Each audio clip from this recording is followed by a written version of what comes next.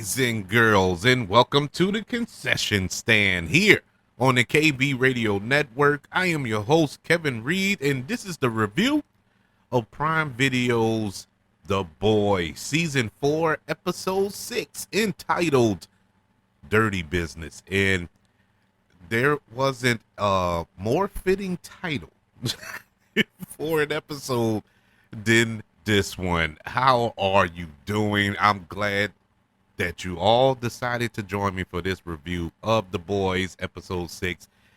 This was a very good episode. Very good episode. Look, The Boys has yet to let me down. I was expecting nothing less from this show, but this was very interesting on so many fronts and disturbing on so many so many fronts as well. Dirty Business, it's a double meaning. It's a double meaning. You may think of it as just nasty stuff that's going on, which in some circles it is nasty, but in other circles it's par for the course. But the political side of things, the dirty business, which anything political in my view is dirty business. But you have a lot going on in this episode, a lot to follow, and we have some big reveals in this episode as well. One of my theories came to fruition, which I'm excited about, and another theory that I had was shot down with a missile, but that's fine. That's okay. But I still, even though it was kind of shot down, I'm still holding on to hope that I was right. Because a lot of things still don't add up to me, but we'll get to that when we left off from episode 5, which was kind of a tearjerker in one instance with the death of Huey's father, and what Huey had to do to kind of sacrifice his father, or his father being receptive to it because of the Compound V basically turning him into a killing machine. And Butcher and quote unquote Joe holding Dr. I'm blanking on his name now, but the doctor holding him in a barn in Veronica's farmhouse with his leg cut off so he can cook up a new batch of that soup virus that will wipe out Homelander. And so we have a lot of things going into this episode. This episode starts off with Huey and his mother taking this tour that is Made in Manhattan, which was a horrible movie. They even mentioned it on the show, but they taking this tour, and his father loved that movie, so his final wishes for his ashes to be spread on that tour. So Huey, his mother, Starlight, Chemical, Mother's Milk, they were all there with him as they spread the ashes. Now, my theory was, and I boasted it from the mountaintops, that Huey's mother wasn't real, that was a figment of his imagination and all this here. And I was so convinced that she was. And then we get the scene when a passerby spots Starlight and screams out that abortion is murder and curses her out and all this here. And Starlight curses him back out.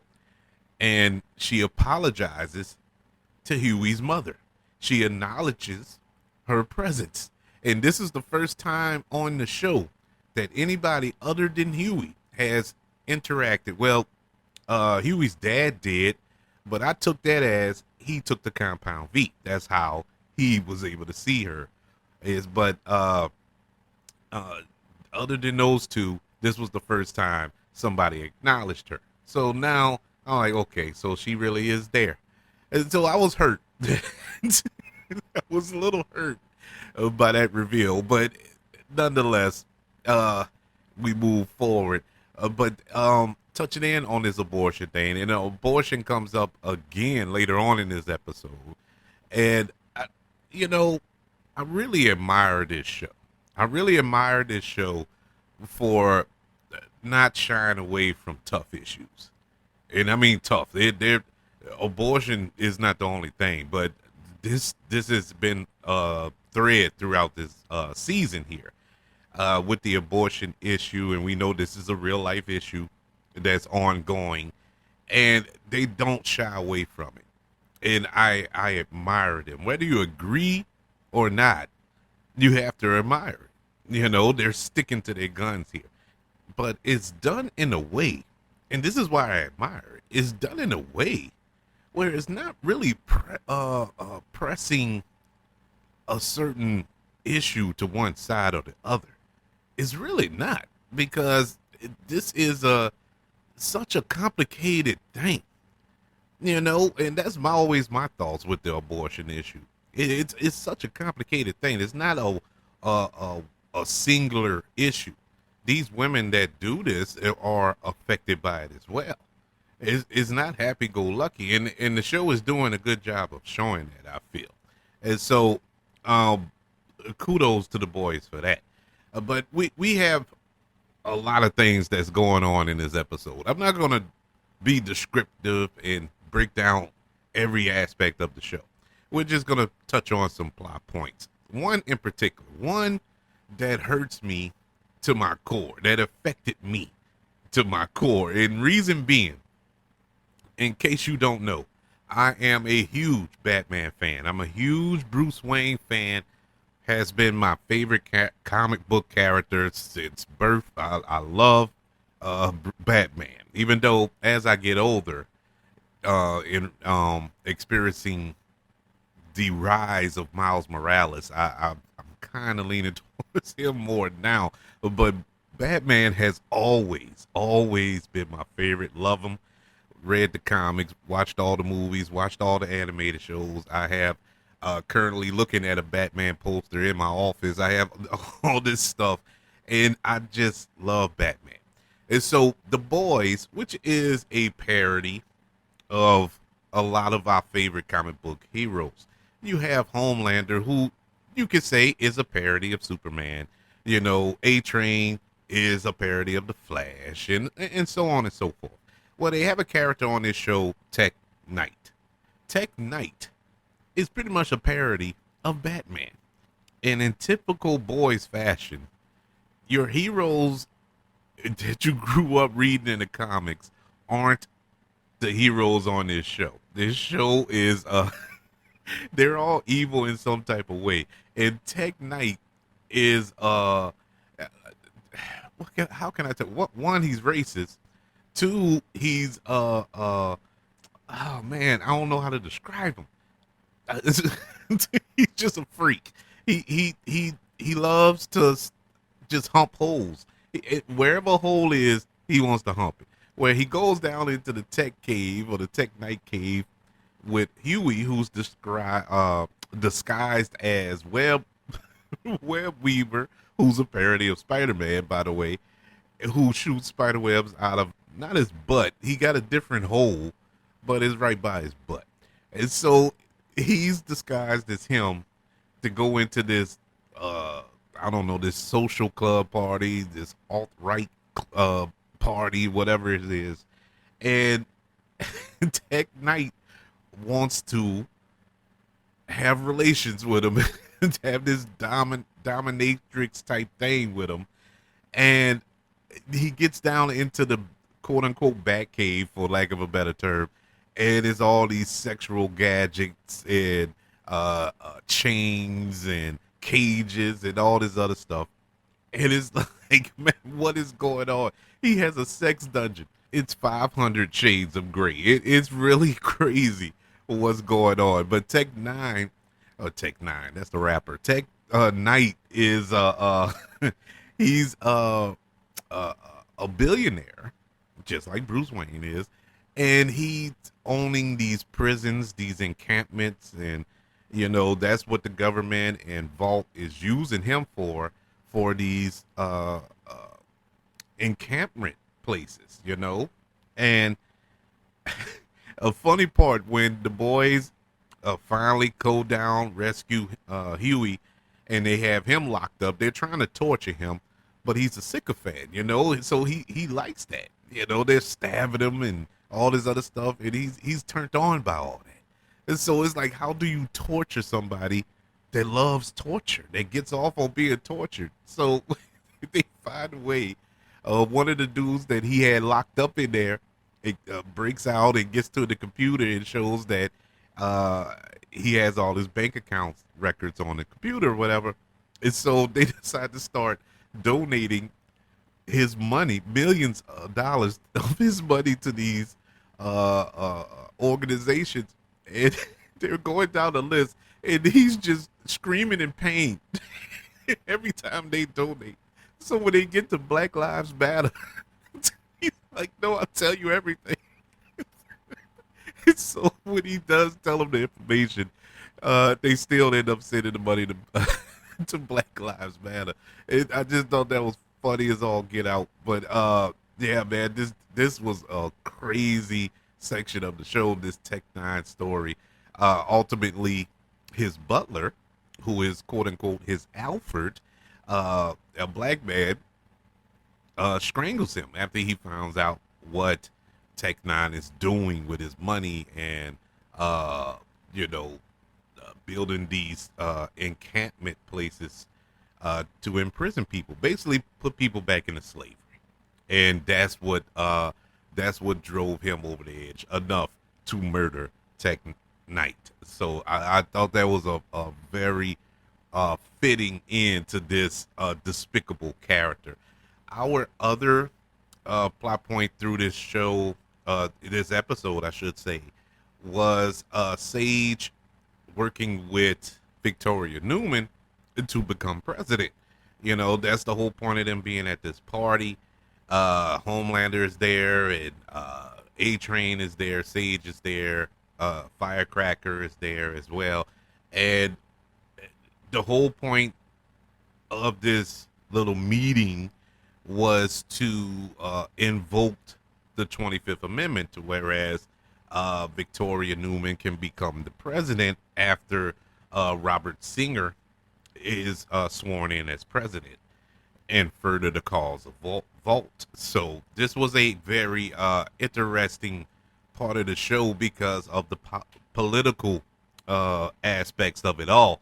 And when you look at things like the Project 2025 thing that is out there, if you don't know about it, Google it, look it up, please.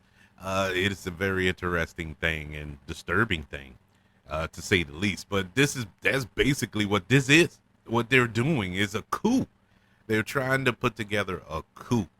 But this kind of goes off the rails a little bit until Victoria saves it at the end. But Sage, being the smartest person in the world, is the one who came up with this plan, and she was going to present it to everybody at this party, but she was kind of in neutralized, to say the least, when she stumbled upon the boys trying to enter this sex dungeon that Tech Knight had. And one thing led to another, and Mother's Milk shot her in the head. Well, that would kill anybody else, but we all know that Sage has that frontal lobe thing, to whereas she, all it does is dumb her down, and she has a rapidly growing brain. That's why she's the smartest person in the world. And so for the moment, she's incapacitated and she can't present this grand plan. So Homelander tries to do it, and these politicians are asking him questions like, well, what about the oil and gas prices? What about the stock market? What's going to happen with that? What happens if the civil service people resign on us? What's going to happen? You know, how to deal with the aftermath of this quote unquote coup. And so he was getting flustered, and that's when Veronica Newman stepped up and presented it and got everybody on board. And so it's all steam ahead for that, and that's just another element that's going to make our heroes' days a little longer in this season going forward. The other point is A-Train, and I love this moment with A-Train. He's at this alt-right party, you know, and they're talking about slavery. They're talking about racist stuff, and he's there putting on a shuck and jive face, and is you know, A Train is making this turn this season that I'm enjoying. I really didn't care for A Train this entire series, but this season I am enjoying him more. I liked him for what he was, but you know, never was a major part of the series for me. But this season has been different as they kind of pivot and you know do a 180 with his character, but it is a true 180. It is earned. It's not just a flip. It's not just a switch on a dime. I love that. He saves Mother Milk's life in this episode, and this after Chemical. Well, this was after Mother's Milk had shot Sage in the head, and he catches a panic attack, which I completely understand because I didn't had a few of those. Uh, and Chemical goes to find A Train to get him to the hospital, and I love that scene as well. How she was communicating with him. With they're in this library, and she can't speak. She couldn't. She didn't have anything to write on, so she's picking up these books with the titles to say what she need him to do, you know, to the hospital, or you know, if you don't, he'll die, and stuff like that. She'll lift up these books to tell him that, and he's like, man, if I leave, they're gonna find out, they're gonna kill me, and this, that, and the third. And she finds a book that says, "For the sake of his daughter," and she picks that up and shows it to him. And it was just a moment where I was like, "Oh my god!" I'm getting goosebumps now. The way they did it was beautiful. And A Train picks him up and speeds him to the hospital. And so as he leaves him on his gurney and was about to leave, he looks over and see this little boy around the same age as of his nephew, you know. And the boy's just looking at him. And well, they're looking at each other. And you know, A Train, at least all of these heroes here, have never truly done anything heroic, you know, in their entire life. It's all been staged. It's all been for the cameras and all this here for clout. And A Train does this. And as the little boy is looking at him in this real moment, and the boy just smiles. And that smile just, you can tell, great job by Jesse T. Usher in this moment, his acting here. The way that little boy smile radiated on A Train, and he was able to smile too, that he finally did something. This little act, just bringing Mother's Milk to the hospital, meant the world to that one little boy, and that's all that mattered. And it was just so touching. I absolutely love that moment that he got to feel like a real hero, and it tells me that he's gonna die soon in this show because he is whenever they do that in TV shows or movies, you can expect that character to meet their demise sooner or later. I just thought that was a really great moment. The firecracker story here in this episode where her and Starlight meet up again, and Starlight generally is trying to tell her that she's sorry, you know, and what she did. She's not there to fight her and this, that, and the third, but she does sedate her so they can get to Huey. And so when she wakes up and they end up going back to Vault, and she goes to Homelander and tells Homelander that, you know, there's a mole. Cameron wasn't the mole because the boys were there. So somebody had to tip them off. And so Homelander is accusing Firecracker of this. And Firecracker is telling Homelander, which she'd been telling him the entire season, that I'll do anything for you. I'll do anything for you. And she unzips her top and squirts breast milk into Homelander's face. And at this moment, right before that, Homelander's like, I'm not sexually attracted to you. And Firecracker is like, well, this isn't about sex. This is about loyalty. And at that moment, I'm like, what is she talking about? what does she mean? You know, and when she squirts the breast milk in his face, and Homelander's reaction and like joy, like, wow, you did this for me? You did this for me? And she's like, yeah, I've been taking these hormones, you know, it's enlarging my heart. You know, eventually it'll kill me, but I want to do this for you, you know, to show you how much I mean to you. And as that scene ends, we see her nursing Homelander, which is very disturbing. It's about as disturbing as the sex dungeon scene to see a full grown man being nursed by a woman. But that's, hey, if that's what you into, that's what you into. But it is really the way they shot that. It is really disturbing because you see Homelander and he has his cape, and you know his cape is made of the American flag, and they're sitting under this painting like a big bald eagle and all this here. Coincidentally, this episode came out on the 4th of July.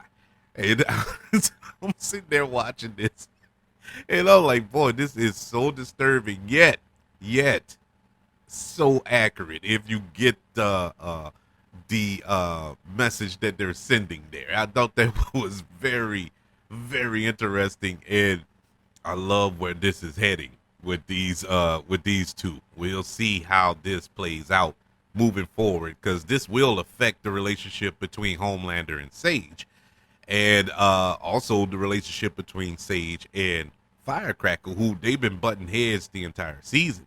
And so at this point, Sage not being there when he needed her, and Firecracker being his source of protein, I guess, I don't know, nutrients, and now she will be elevated higher than Sage. So this kind of puts a monkey wrench in Sister Sage plan, and so this is going to be very, very interesting moving forward.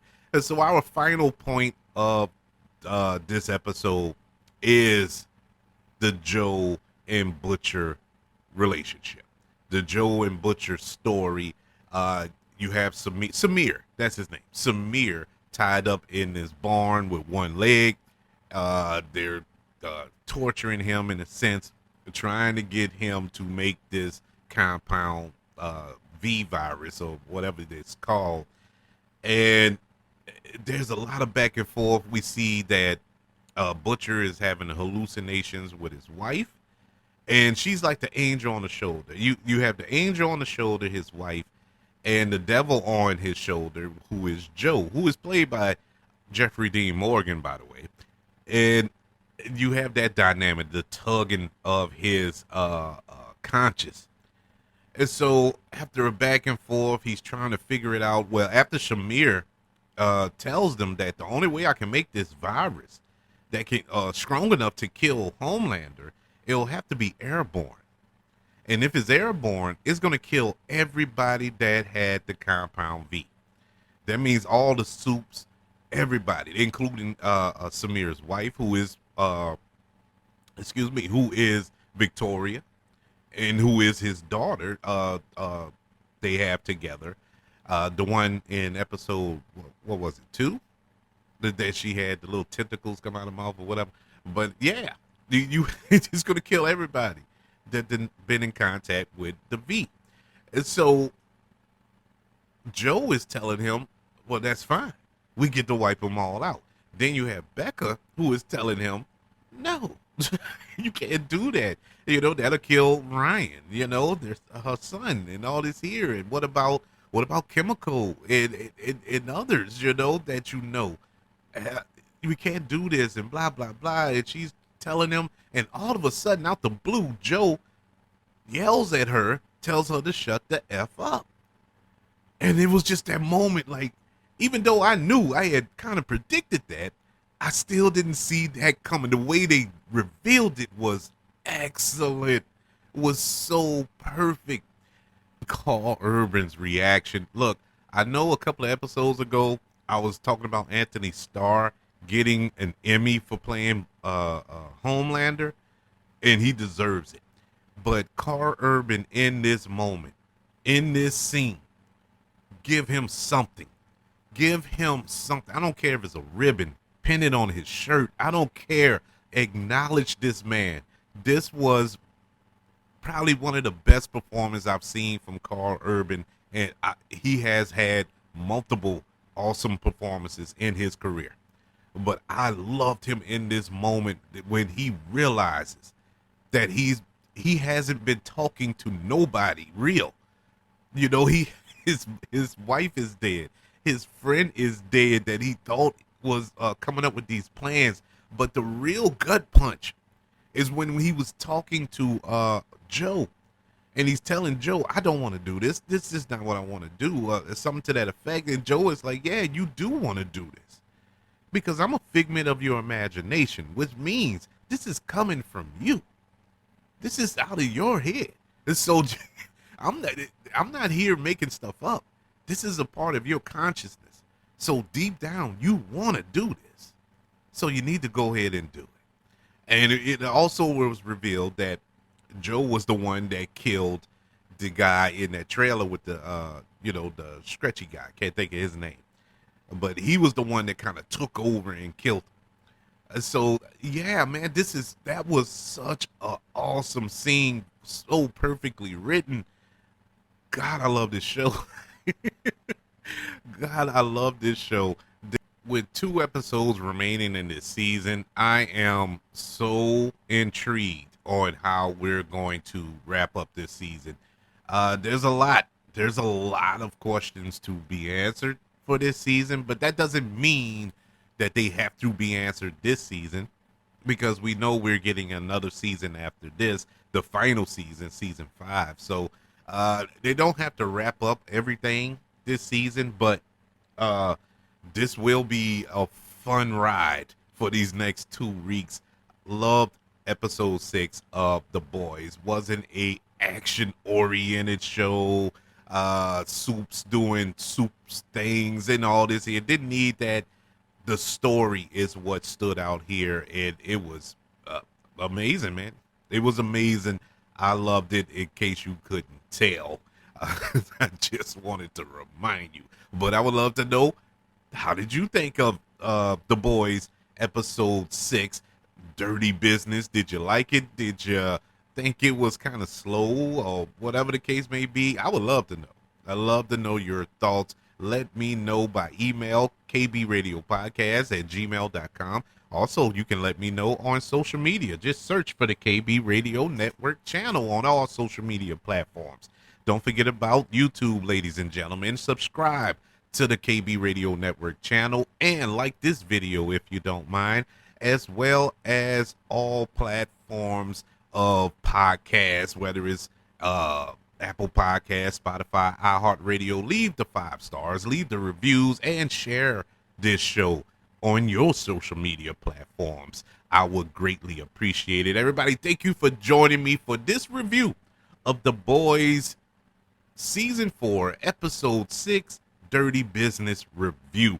Want you all to know that I love you. Continue to love everyone, and until we speak again, you all be blessed.